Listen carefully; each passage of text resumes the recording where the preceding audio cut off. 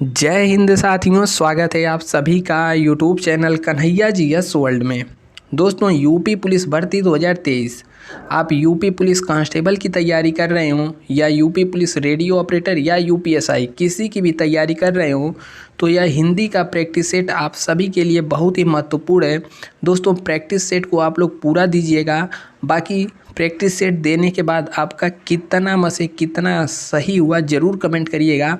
अपने आप को स्वतः जांचिएगा कि आप कितने पानी में है, कितना क्वेश्चन तक सही हो जा रहा है, तैयारी किस लेवल की है। ठीक है, एकदम एग्जाम जैसा मॉडल पेपर आपको यह मिलने वाला है, प्रैक्टिस सेट मिलने वाला है। चलिए शुरू करते हैं वीडियो। और दोस्त, यूपी पुलिस से संबंधित किसी भी प्रकार की अपडेट के लिए, यूपी पुलिस की तैयारी कर रहे हो तो सब्सक्राइब जरूर करना है। बाकी घंटे के निशान को दबा करके आल वाले सेक्शन पे क्लिक कर लेना है। वीडियो को कर देना है लाइक, दोस्त यारों तक शेयर भी करते रहना है। देखिए,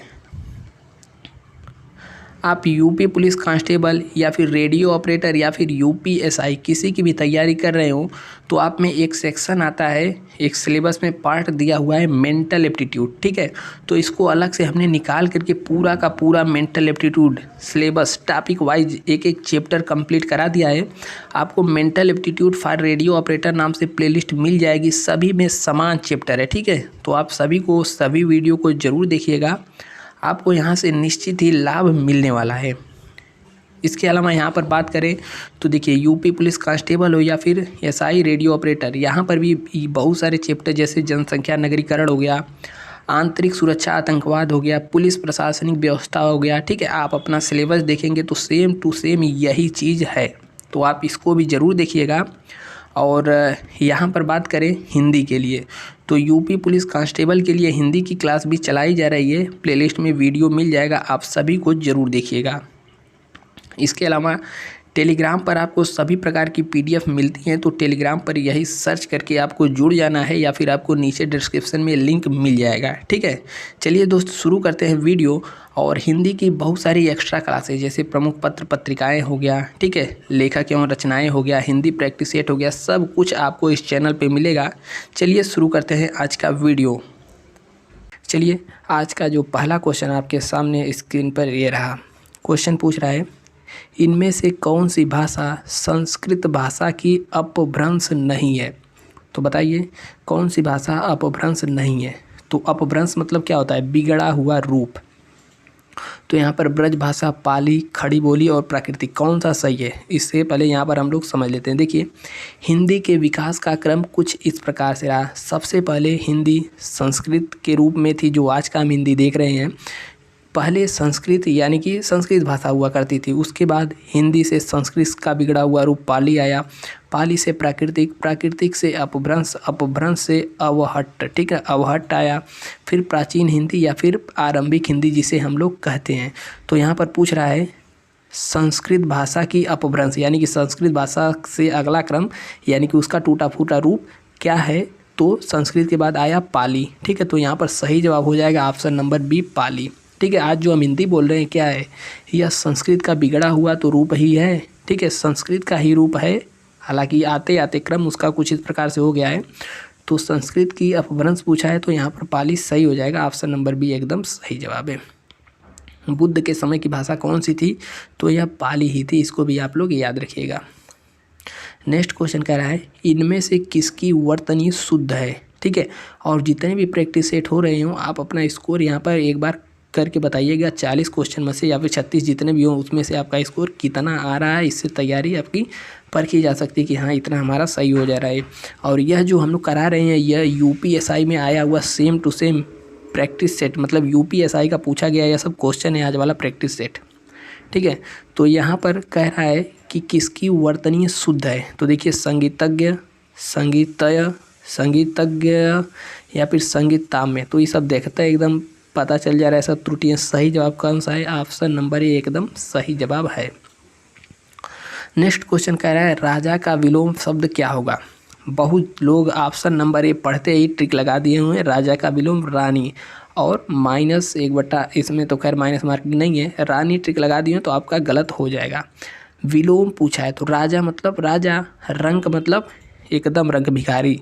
तो राजा का क्या होगा, रंग। ऑप्शन नंबर यहाँ पर सी सही हो जाएगा। रानी क्यों नहीं होगा, रानी इसका फीमेल वर्जन यानी पुल्लिंग है, तो यहाँ पर स्त्रीलिंग राजा का पूछे तब रानी होगा। ठीक है, राजा का रानी, रानी क्या है, रानी भी तद्भव शब्द है, इसका क्या होता है, रागी होता है। ठीक है, ऐसे होता है, याद रखिए, तद्भव तत्सम पूछे तो ऐसे लगा देना है।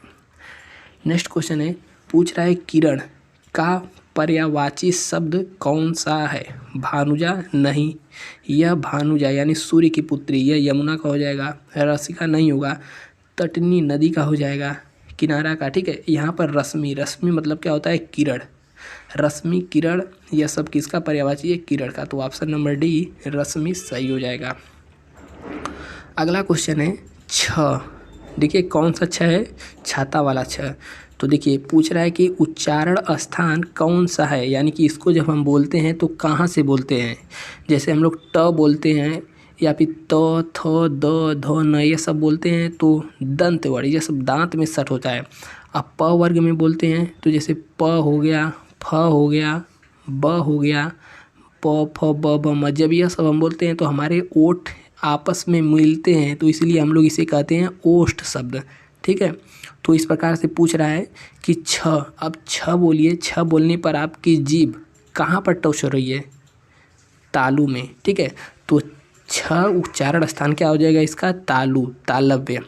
तो इसका च वर्ग में जितने शब्द होते हैं, च, छ, ज, झ, या, यह सब कैसे वर्ण हैं, तालव्य वर्ण हैं। ठीक है, दंत में त थ द ध न हो जाएंगे, ओष्ठ में प फ ब ब म हो जाएंगे। ठीक है, इस प्रकार से हो जाएगा।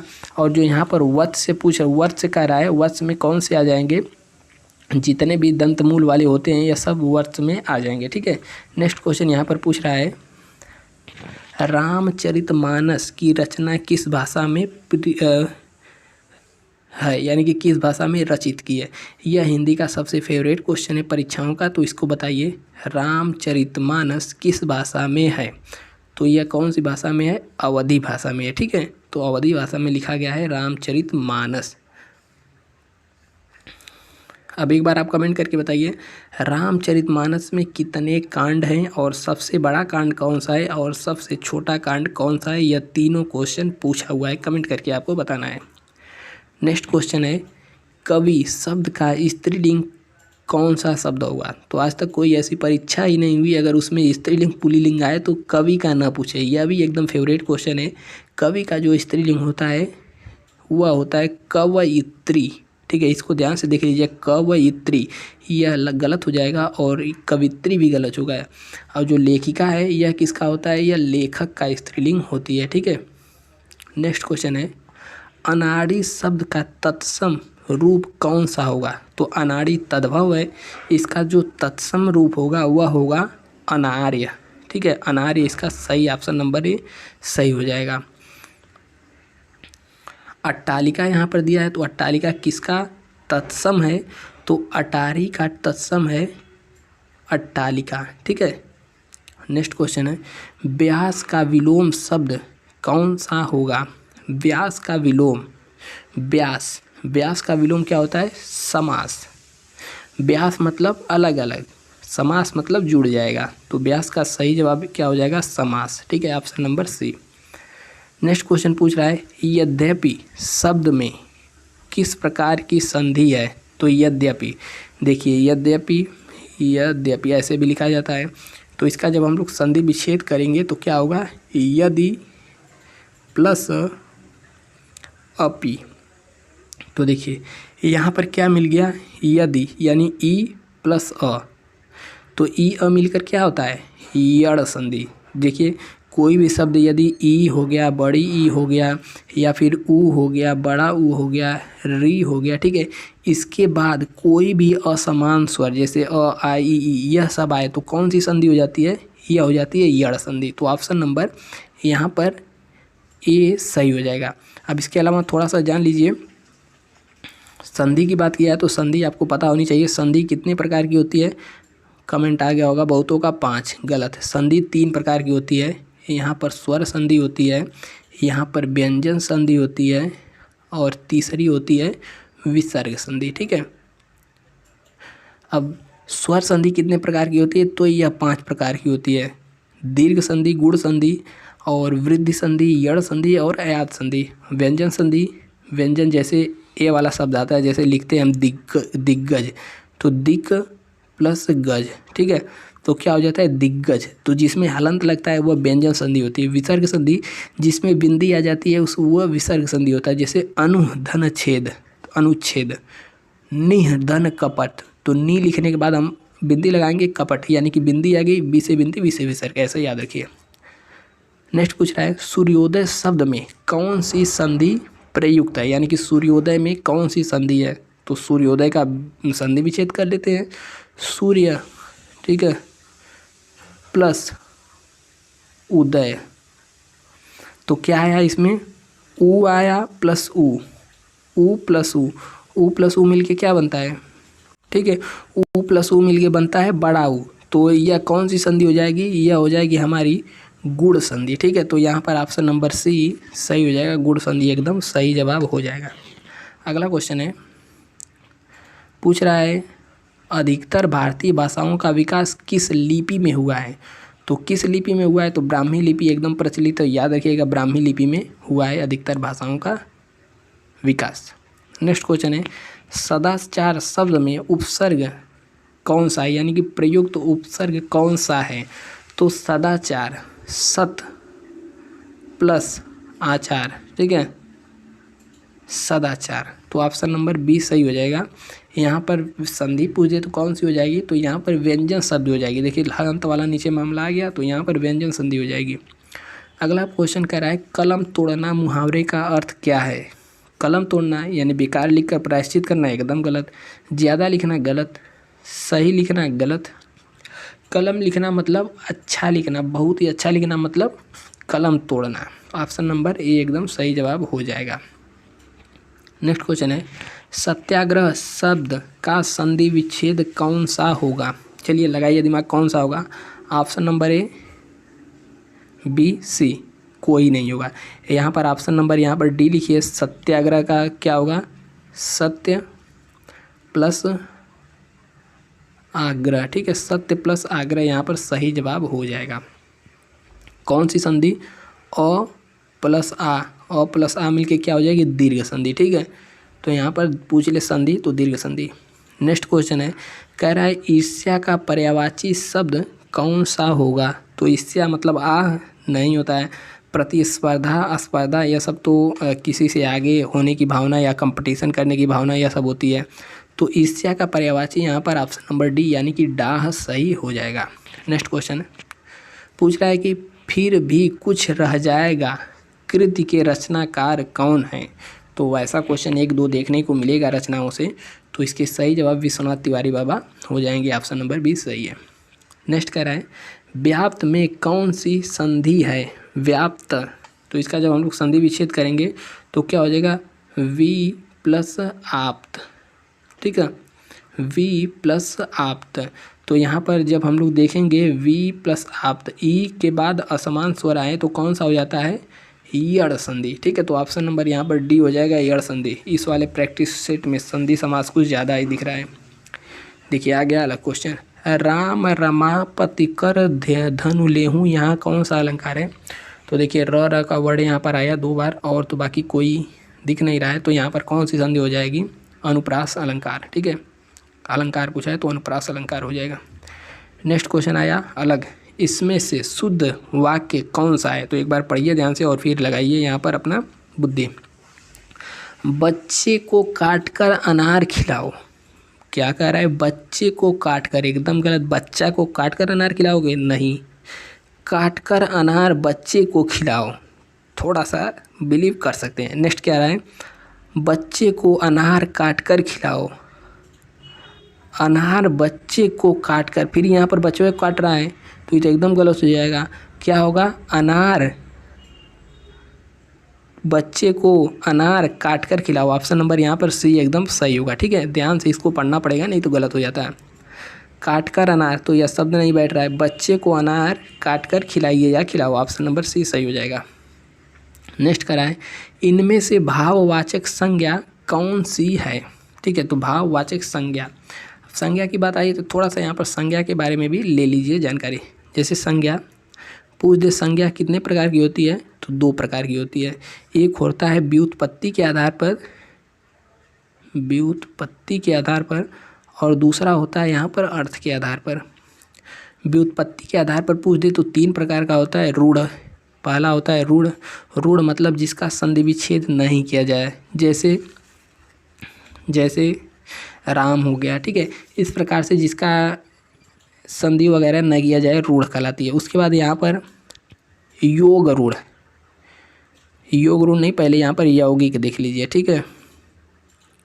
यौगिक जैसे विद्यालय हो गया, विद्या प्लस शाला, यानी कि इसमें जोड़ने की बात करता है। यौगिक मतलब 2 लोग। यहाँ पर एक तीसरा होता है रूढ़ यौगिक, यहाँ पर होता है योग रूढ़। योग रूढ़ में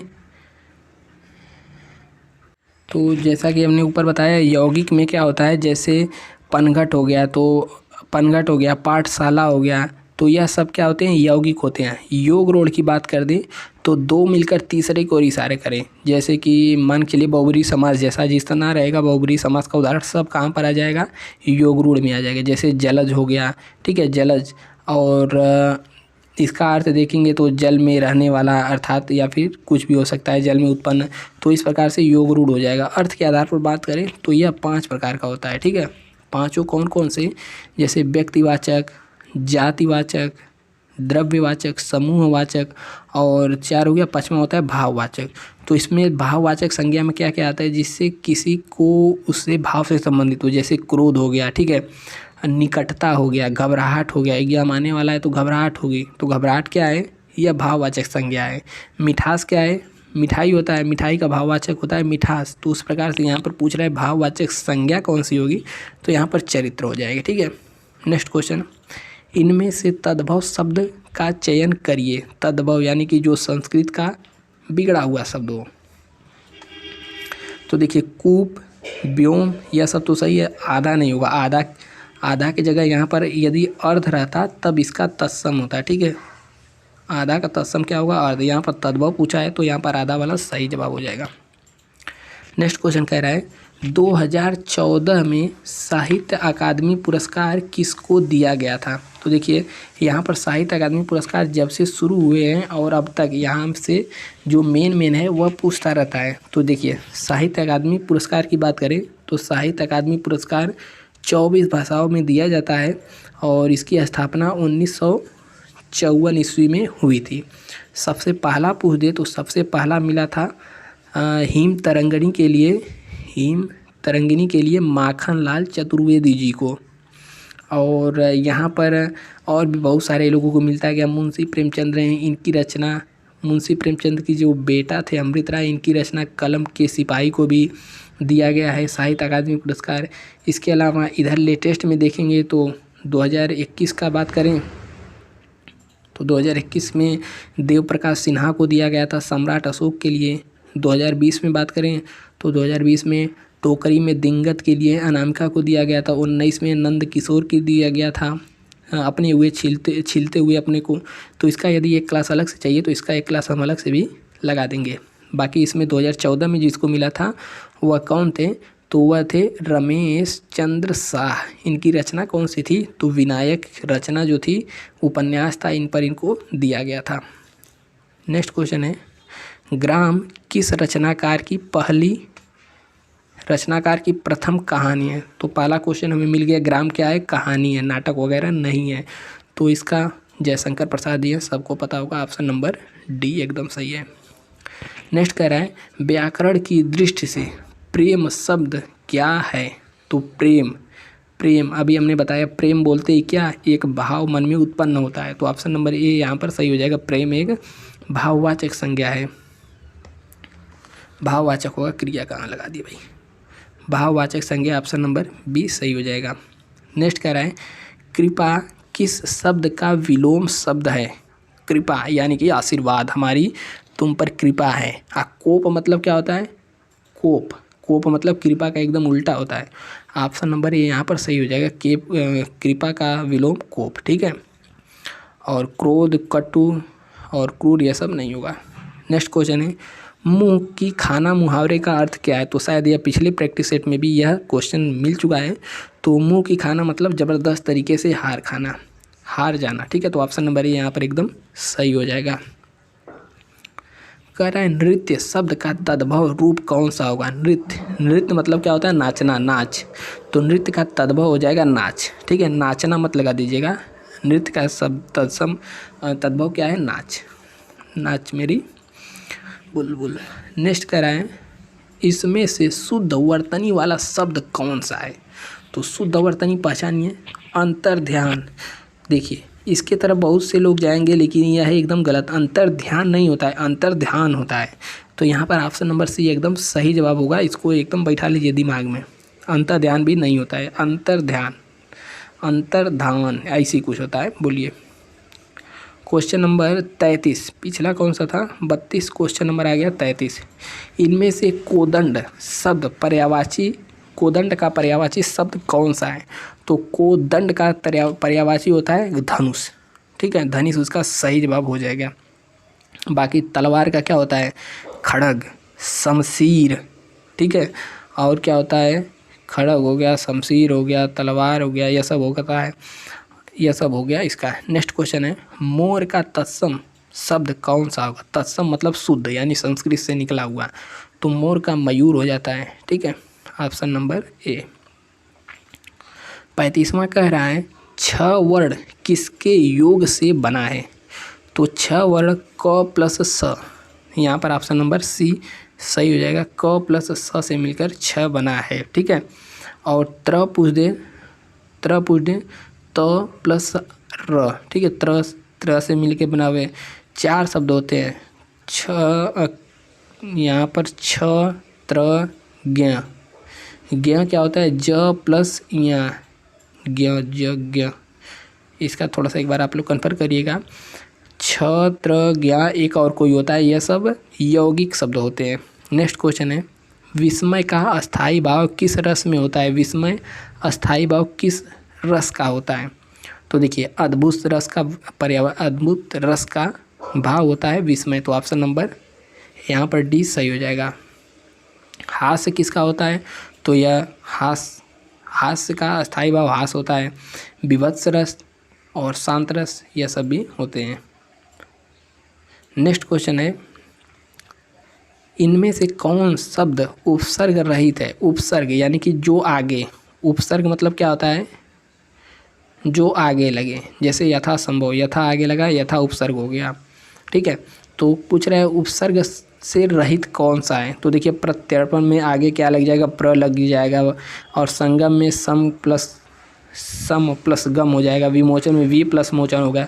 लेकिन क्रोध में ऐसा कुछ हम नहीं लगा सकते कि क प्लस रोध या फिर करो प्लस ध नहीं होगा। ठीक है, तो ऑप्शन नंबर डी सही है, यह उपसर्ग रहित है। 38वां कह रहा है मनोहर शब्द में कौन सी प्रयुक्त संधि है। तो मनोहर का संधि विच्छेद हम बता रहे हैं, आपको अपने आप संधि पता चल जाएगी। मनः बिंदी लग गया प्लस हर। ठीक है, अब बी से बिंदी, बी से विसर्ग। ऑप्शन नंबर बी एकदम सही हो जाएगा, मनोहर का विसर्ग। शांत रस का अस्थाई भाव क्या है। शांत रस का अस्थाई भाव क्या है।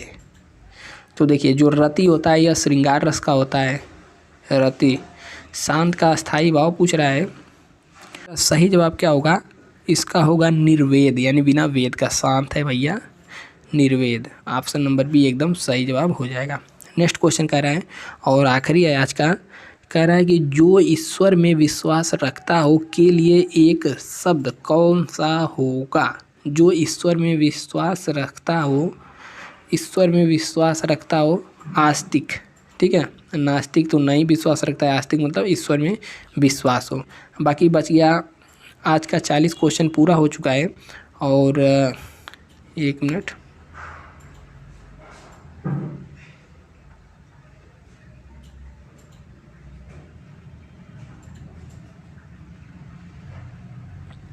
चालीस में से आपका कितना सही हुआ है एक बार कमेंट करके ज़रूर बताना है कि 40 में से कितना सही है। आज का स्कोर है, यदि किसी का आ जाता है 35 के लगभग तो मान के चलिए बढ़िया स्कोर है। इससे भी ज़्यादा जाता है तो भी अच्छा स्कोर है, इसमें निगेटिव मार्किंग है नहीं। तो हर क्वेश्चन पे जो नहीं है तुक्का वगैरह सब चीज़ लगाते हुए चलना है।